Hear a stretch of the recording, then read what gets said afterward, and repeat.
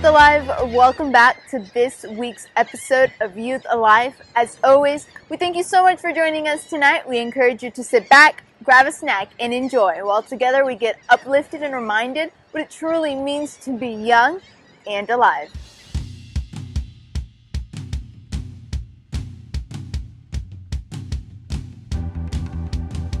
Hello and welcome back to Did You Know? Dog Edition. This is my 3-year-old dog. She is a Beagle Hound mix and I got her from a shelter. Her name is Ivy and she loves to cuddle, sleep, as you can probably tell, and is extremely sweet. So, in honor of Ivy, I started researching more information about dogs and why they do the things that they do. So, today I have 3 fun facts about dog behavior. Did you know that dogs' tail wagging have different meanings? It doesn't always mean that they are excited or happy. Sometimes it means that they are angry or frightened or even anxious. So it all depends on the speed, the direction, and the height of the tail wag. Did you know that dogs expose their bellies when they feel comfortable and safe around your presence? Or sometimes they just really have an itch and want your attention. Did you know that dogs curl up in their sleep not because they are trying to be cute, but because it's instinct? They want to protect their vital organs and stay warm. Well, there you have it. Dogs are extremely smart and have their own behavior. So next time, pay attention to your dog's behavior and let us know what silly thing they do. This has been Did You Know? And remember, we are Youth Alive. Bye!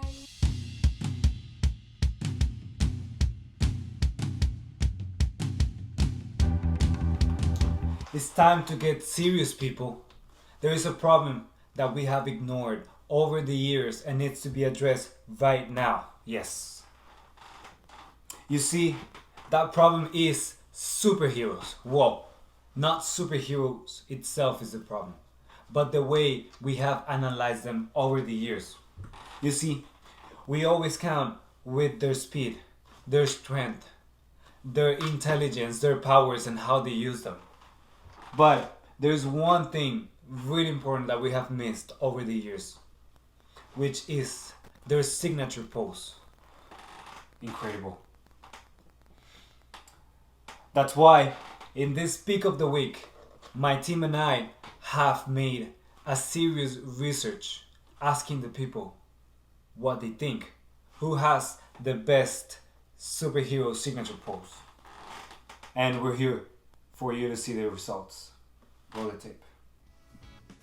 I think Wonder Woman has the best signature pose of going like this, It looks really cool whenever she does it. I like Thor's signature pose because when he's pointing his hammer up, there's like lightning coming down and it just makes him seem really cool. Hey Youth Alive, my favorite superhero is Scarlet Witch or Wanda Maximoff, and her pose is like that, kind of. And yeah, I don't know, I just think it's really elegant, but at the same time it's also kind of mysterious. So yeah, I just think it's really cool. So there you have it, people. That's the results. But we'll still have a lot of data to collect. So, who you think? Which superhero has the best signature pose, huh? In my opinion, I believe Batman has the best signature pose because his signature pose is fear.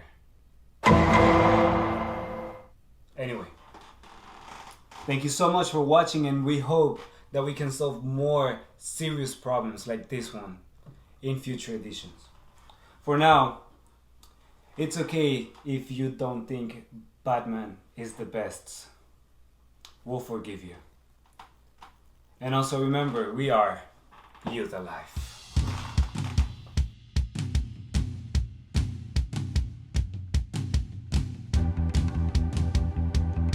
People say that you cannot break the laws of physics. And if you do so, it's because you are a super crazy and super pro scientist. And probably if I talk about breaking the laws of physics, you may think of laboratories, nuclear gases, or even mad scientists. But nope.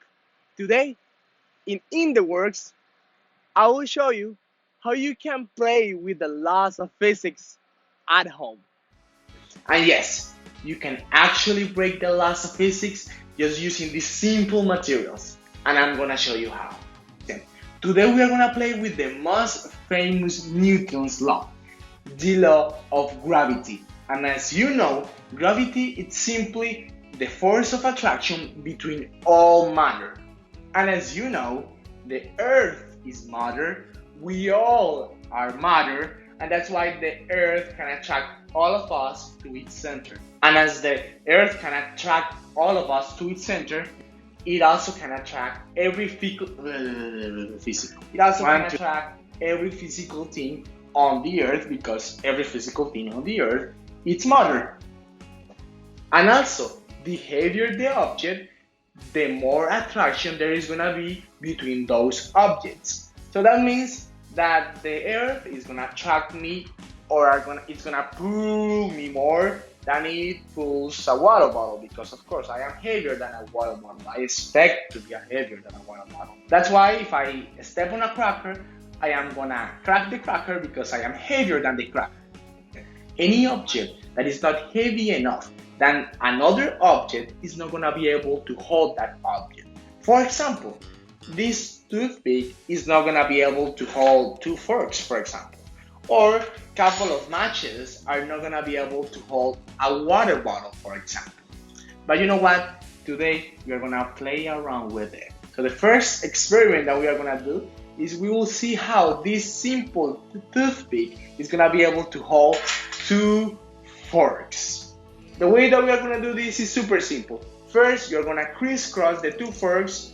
Be careful, it could be a little bit dangerous, but it's simple, it's not hard. And second, the hardest part of the experiment, you are going to insert the toothpick between the two forks.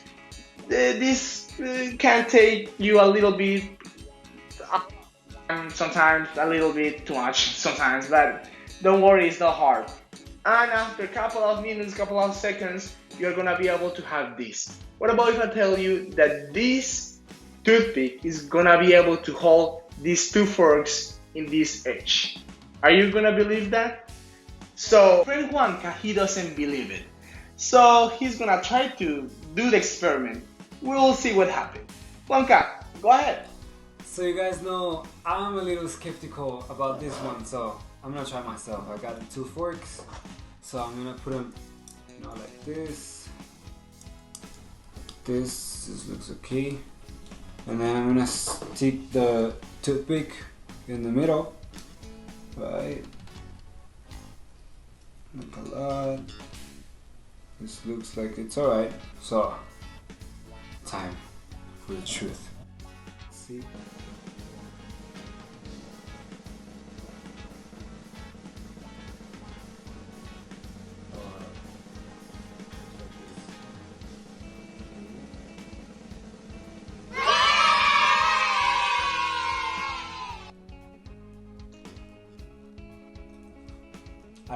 I don't even want to touch it anymore. Just worked. Okay, I'll give you this one, I'll say. Of course, this is not the only experiment that we're going to be doing here in Youth Alive, but for today, I will leave you with this one. Super simple, super easy. I bet you can do it. Let me know if you can do it. And later, we can move on to the next level. There you go, guys, and you just play with the laws of physics. And you are not a mad scientist yet, but still, you are super pro because you just play with the laws of physics. And that's something really cool. Thank you guys for watching. I will see you later. And remember, we are Youth Alive.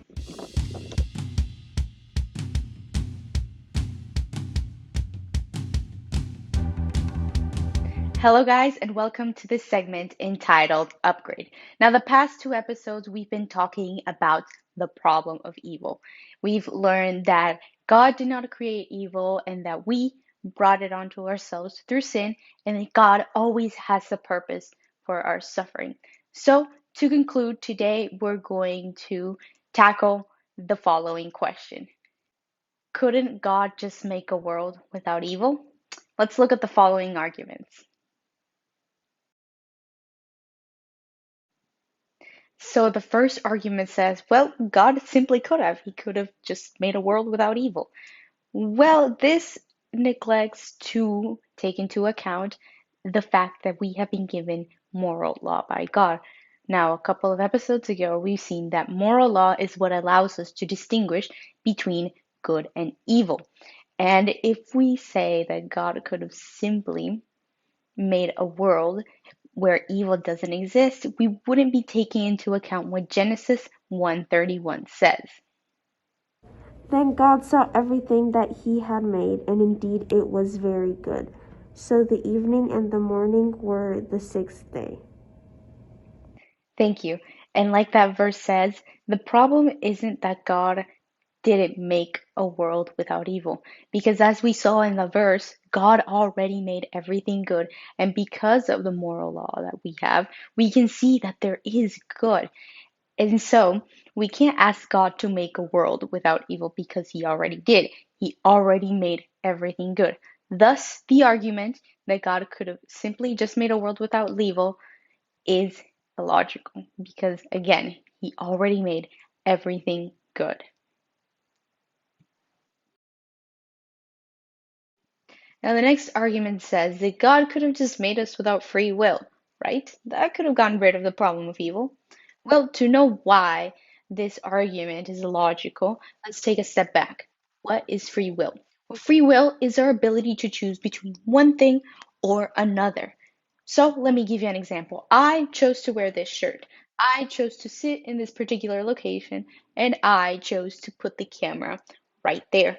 Those are all choices that I made independently. No one forced me to do them. I just chose to sit here and do all those things because I thought they looked nice. Those are choices that I made. However, I could also choose to break the window behind me, right? And we could all agree that would be objectively bad because we don't break windows. But I could choose to do those things. I could choose to break the window even though it's bad. It's a choice I can independently make. So the argument is, well, to get rid of evil, just take away our free will. But if we don't have free will, are we really human? No, right? If we don't have an ability to choose, then what are we? Well, we would just be puppets. We would be made to do whatever someone else wants. Think about a puppet. What does a puppet do? Puppet does whatever the puppet master wants. And so we can see that this argument is illogical because God isn't a puppeteer. He doesn't want to force us to do anything. He's not selfish. He's not going to force us to do what he wants. He's a loving father who is willing to let us choose, who loves us so much that he gave us the ability to make our own decisions. Whether they be good or bad, he gave us the ability to choose. He's not going to force us to be like robots, to do whatever he wants. He is a loving father. Thus, taking free will would not solve the problem of evil. It would just not make us human. And you could be like, okay. We don't have to take away free will. We could just keep free will, but make it so that we can't do anything evil. That will get rid of the problem of evil. Well, there's also something illogical about that argument.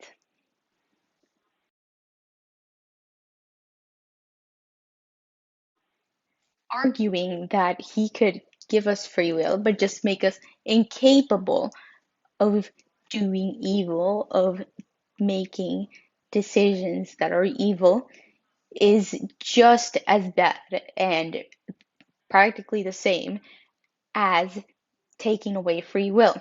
Because if you don't have a choice, is it really a decision? Let me put it to you this way.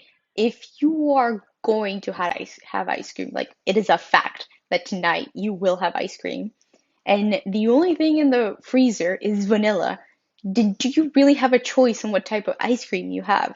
No, right? Someone else made that choice. Let's say, for the purposes of this metaphor, your parents. Your parents chose what ice cream you were going to have. You didn't get to because you only had one choice, right? Because you had that one choice, vanilla was the only ice cream you could have. And so that is why this argument is illogical. If you don't have the choices to choose from, then are you really making a choice? No, right? Let's remember, God is not a puppeteer. He's a loving Father who's there to let us make these decisions on our own. He's not going to force us to do anything because taking away that decision will just take away our ability to choose. Remember, if you don't have any choices, then are you really choosing? No, right? So that is why this argument is also illogical. In fact, God created us free because He wants us to look for Him, as we'll see in the next 3 verses. All that the Father gives me will come to me, and the one who comes to me I will by no means cast out. And He Himself is a propitiation for our sins, and not for your only, but also the whole world.